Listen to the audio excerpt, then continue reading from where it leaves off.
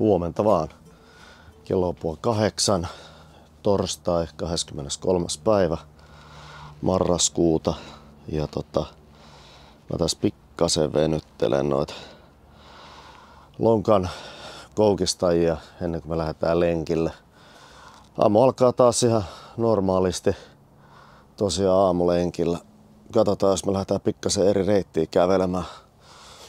Ehkä lähdetään kiertämään. Tässähän menee tuo Capopino Golf tuossa leirintäalueen yläpuolella, että lähdetäänkö me kiertää sitä sitten, mutta en tiedä vielä. Sanna saa päättää, mitä lenkkiä lähdetään kävelemään.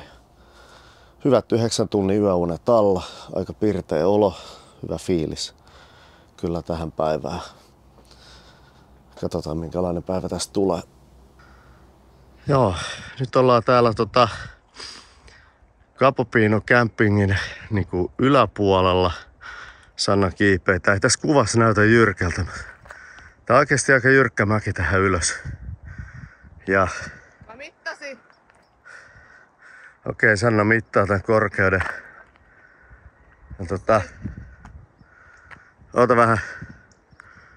Tossa näkyy toi tolppa, mennään vähän lähemmäksi. Saadaan se kamera. Tossa on toi tommonen piste, näkyy toi tommonen tolppa. Ja siinä vähän lähempänä niin on toi antenni. Nettiantennit tuossa. Niin siinä itse asiassa alapuolella nuo valot, mitkä siellä näkyy tuikkii. Ne on campingin valot pinjojen takana ja Gibraltari on oikeastaan ihan samassa linjassa, niin käytännössä suoraan tonne päin suunnilleen. Ja nyt ei se vaan näy, kun tuolla on pilvistä. Ja Afrikan rannikkohan näkyy sitten kirkkaalla kelillä ihan selkeästi tossa. Ja golfkenttä, Capopino golfkenttä. Tässä näitä puita menee. Ja klubitalo on niin kuin näkyy, niin se on tuolla. Tossa on 9. skriini. Näkyy sällä siellä tuotti pumpujen takana. 10 väylän T-boxit on tässä. Lähtee tonne alaspäin. Menee ihan campingin rinnettä alas. Joo, täällä ollaan ylhäällä. Mä mittasin tuolla vatupassilla tonnoin, niin tuolla alempana oli 12, siis miinusta, eli niinku astetta. 12 astetta, ja tässä ylempänä, kun tää vielä jyrkistyi, niin 15. Okei. No. Sellaiset on rinteen jyrkkyydet. Joo. Ja tässä me jatketaan sitten matkaa eteenpäin. Tässä on tämmöistä aika hienompaa villa-aluetta sitten tästä oikealle. Tässä on kivan näköinen villa. Ja tää on ihan autotie, tämmönen pikkunen tie. Tää on kans kivan näköinen kaunis villa tässä.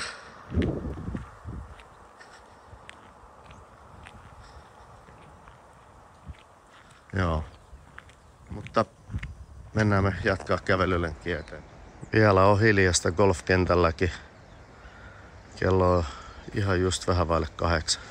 Ihan just vähän vaille. Niin. 8.04. Onko jo? Okei. 8.04. Joo, me ollaan kävelty ei me ole kävelty kuin 1,5 kilometriä kämppäriltä, vähän reilu. Niin ollaan tän golfkentän niin kuin täällä yläpuolella. Ja kun mä näytin äsken, niin tuolla on se klubitalo ja tuolla on se. Sinne päättyy itse asiassa. Tuossa on 18 skriini ja sitten siellä yläpuolella oli se 10 väylä, että se lähtee sitten tonne mäkeen rantaan alas. Tai ihan rantaan, mutta sinne camping-alueen kulmalle. Sieltä se menee sitten sinne tonne vasemmalle tonne mäen huipun niin kuin alapuolelle. Sieltä se kiertää. Täältä tulee par 5 väylä tohon greenille. Ja tässä on sitten seuraavat T-boxit, jotka menee tämän vesiesteen yli tolle greenille. Joo. Mutta upeat maisemat. Äärimmäisen haastava golfkenttä. Tässä on semmonen kohtelma. Just tuossa äsken, mistä mä kuvasin, niin käveltiin 50 metriä eteenpäin. Ja tässä on tämmönen hiekkatie. Ja sitä mennään semmonen vaja 100 metriä suunnilleen. tonne eteenpäin ja siitä kääntyy oikealle, niin sitä kautta voi, jos haluaa polkupyörällä tai jollain muulla, niin mennä vähän eri reittejä, niin vaikka kaupassa käymään tai muuta pyöräillä. Tuolla me monesti mennään padelkentille esimerkiksi skootterilla sitä kautta. Ei mennä tuolta moottoritien kautta näitä lähikentille.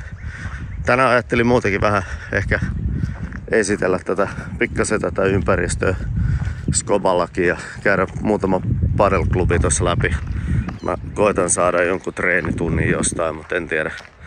Aurinko taas nousee. Nyt se on jo meren yli. Tuossa oli pilviä. Nyt se nousee ton pilvilautan yli. On se vaan hienon näköinen. Ai vitsi. Nyt vähän hengästyttää, nimittäin niinku näkyy Sannakin kömpii mäkeä ylös. Nyt me ollaan niinku korkeammalla kohdalla käytännössä tätä mäkeä tai vielä muutama metri, mutta käytännössä näin. Miltä tuntuu? On rankka. On rankka. Oho. Ei auta, vaikka on pelattu padelia ja muuta, mutta on tiukkaa väitä. Tai itse asiassa auttaa, jos ei oltais pelattu padelia ja kävelty näitä lenkkejä, niin oltais varmaan vielä tuo puolesvälissä. Maksullinen AP-moottoritie menee tuolla. Ja tossa nyt sit mä en edes tiedä kyllä mikä asuinalue toi on, mutta kiva näköisesti kun aurinko paistaa noihin ylemmässä olevia taloja. Hienon näköinen. Ja sit mennäänkin tonne Marbeijan laaksoon sitten tuolla. Joo.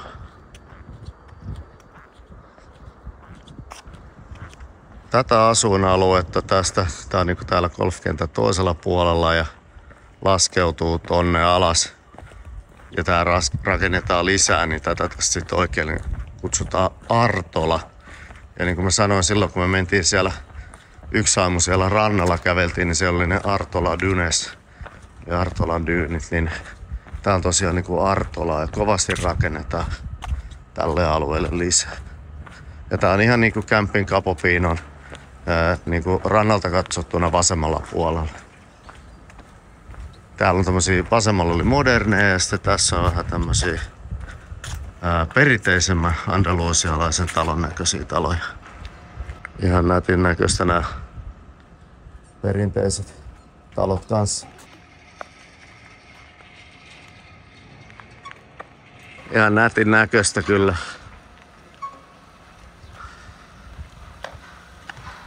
Ja sit tosiaan viereen rakennetaan ihan viimeisen päälle modernin näköistä taloa. Tän näköistähän rakennetaan. Tää on kävelytie tuohon täältä taloille. Mutta kovasti rakennetaan. Tosiaan, että aikamoisia Venere 2. Siinä, Venere 2. Jyrkkää mäkeä, tässäkin mennään sitten alaspäin. Että. Ja golfkenttä kiertää edelleen tässä meidän niinku oikealla puolella, että se menee tänne alas asti. Joo. Ja tässä on nämä rakennukset, ja kun näytin, niin käännetään kamera tästä ympäri. Niin se golfkenttä menee tuolla alhaalla, ja tää on todella huikeet korkeuserot tässä golfkentällä. Ja tuolla on ne talot, mitä mä aikaisemmin tuolta ylhäältä näytin. Ja sitten mennäänkin tonne suuntaan. Todella paljon rakennetaan. Hienoja taloja. Joo, tulee aika moderni talo. Tän näköisiä nää on nyt sitten täältä alhaalta käsin nämä talot.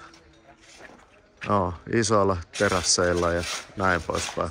No, tässä suoraan kyllä mainostetaankin, että ei sit ihan jokaiselle, että ei ole esimerkiksi meille. Not for everyone. Luxury residences in Capopino Marbella. Tähän on tulossa. Elite living awaits you. No niin. Sillä tavalla, että jos joku semmoista kaipaa, niin tähän on ilmeisesti rakenteella sellaista sitten. Tässä on be one of the lucky 8. Niin, tää oli joo, kun tää on Golden 8 on tää. Tähän tulee 8 kämppää. Ilmeisen luksustason kämppiä sitten tulossa. More than luxury. No niin. No, me mennään kuule meidän luksukseen tonne kämppärille. Olemme oikein onnellisia siellä, emme kaipaa. Mutta joillekin. Good for them. Joo. Puhuin siitä Artola-alueesta, niin tässä on sitten kans, nää on kans ihan moderneja. Niin tässä on tämmönen taloyhtiö kuin Artola Homes kanssa. Ja ilmansuunta on siis se, että Marbella on tuolla ja meri etelä on tässä. Ja meidän kämppäri on tuolla vasemmalla. Jep. Ja tähän on tullut kans valmistunut ihan uusia taloja. Tuolla ylhäällä näköjään jo asustellaankin kerran. Siellä on jo tuolia ja vähän laitettu tosiaan. Ja on siellä uima-altaalla vedet ja näin. Nää on tullut kans, nää on ihan uusia kämppiä. Artola Homes 2 ja tohonkin rakennetaan. Kovasti on buumi päällä edelleen. Ja vielä golfpäivitys siitä, että golfkenttä nousee tänne ylös tuolta alhaalta laaksosta. Ja sit se menee, tunneli menee tästä tien alta. Menee tonne vasemmalle sitten. Siellä tehdään justiin kenttähenkilökunta tekee uutta reijänpaikkaa. Mä voin sanoa, että toi reijänpaikka on todella vaikea reijänpaikka. Mihin se nyt laittaa sitä vai? Niin, tosta kohtaa mihin toi reikä tulee, niin siitä 1,5 metriä vasemmalle mulla oli hyvä birdie-putti. Puttasin greeniltä ulos. Greenit on liukkaut kuin parketti. Niin otin siitä sitten 8 puttia pirkusta ja oli tosi hyvä mieli. Tää nyt teille, ketkä golf-terminologiaa tiedätte. Birdie eli pirkku on siis niin kuin 1 alle ihannetuloksen. No, mulla tuli sitten 7 yli ihannetuloksen loppupeleissä. Ei ollut ihan helppo paikka. Näinkin voi käydä. Ja täältä me laskeudutaan nyt sitten tänne alemmaksi. Ja tullaan tähän liikenneympyrään. Tästä liikenneympyrästä me lähdetään sitten tonne vasemmalle. Ja tossa on Artola Altta-kyltti. Eli Ylä-Artola ja sitten tuon A7 moottoritien alapuolella menee niinku Artola Baha-alue. Eli niinku ala-Artola tai matala-Artola. Kuitenkin. Joo. Ja tästä tosiaan, tästä käännytään meidän campingille ja campingin portti on tossa noin 300 metriä eteenpäin ja tässä on intialainen ravintola. Purpalas. Tää on nyt se ilmeisesti kehuttu paikka, että siellä pitäisi ehkä joskus käydäkin, mutta ei ole tullut käytyä. Mä oon vähän huono menee aina niinku Espanjassa muualla kuin paikallisiin ja Italiassa paikallisiin, että ehkä pitäisi kokeilla rohkeammin. Tää kiipeilytelineet ja Action Parkki, niin tää kuuluu meidän campingiin, eli täällä on tämmösiäkin. Ne on kesäsi auki, nyt talvella ne ei oo auki. Mutta varmaan meni niinku tossa justiin maaliskuun lopussa meni kiinni. Silloinhan täällä meni ulkouima-altaatkin kiinni. Ja anteeksi maaliskuu, kun siis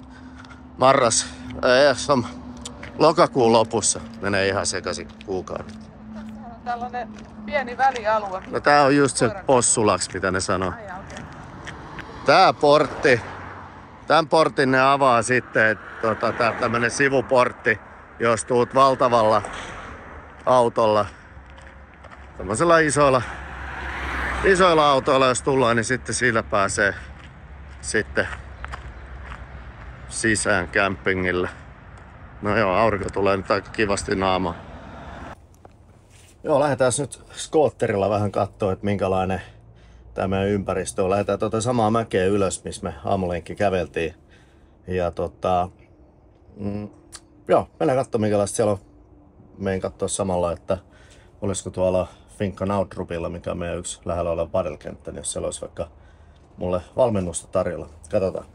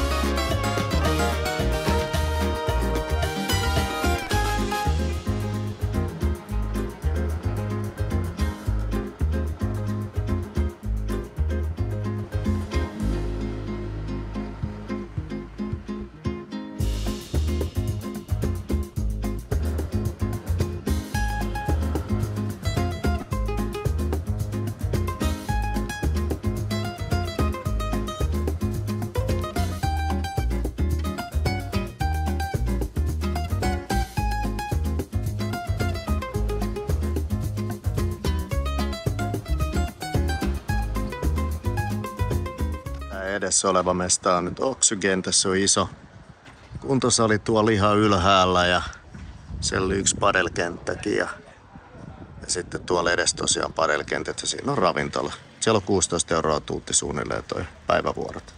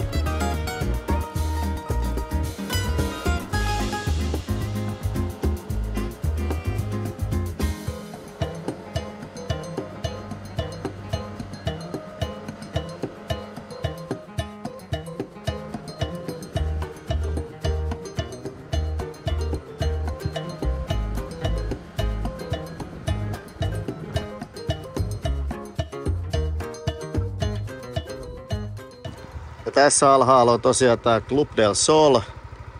Tuolla on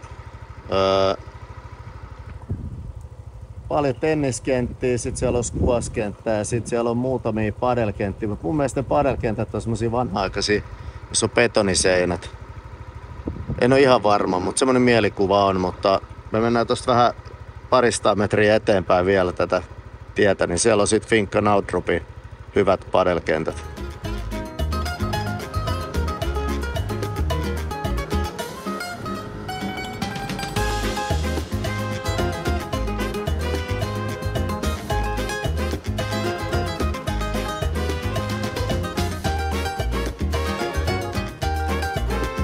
Tässä on tosiaan Finca Naudrup. Tämähän on semmonen, että niillä on tuossa ylhäällä on, mä muistan oliko siinä uima-allasaluetta tai mitä, mutta siellä on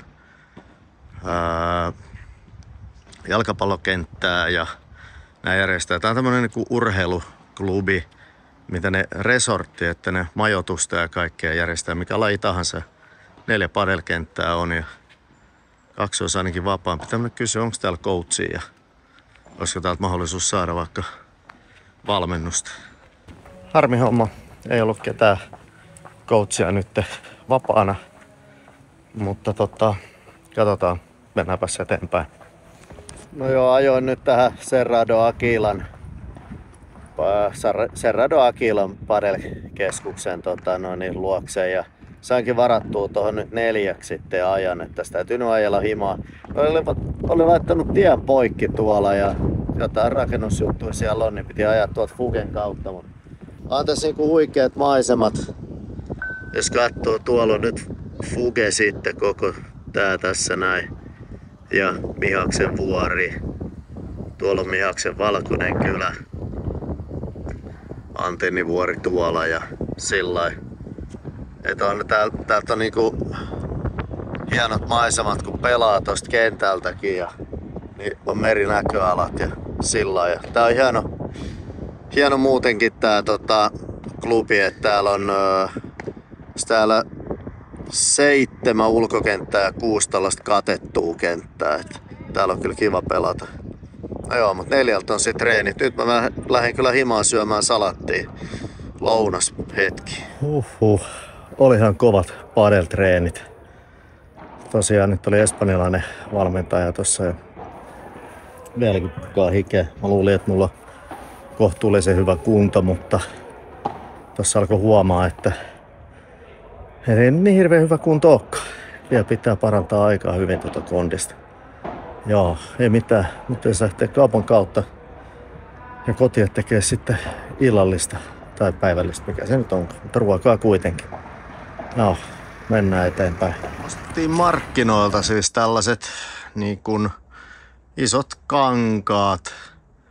ideana se, että no ne tuo vähän kodikkuutta tähän niinku telttaan, mutta yksi tärkeä tehtävä niillä olisi, että ne toimisi myös vähän niin kuin kondenssiveden suojana, mutta nämä haisee aika järkyttävälle.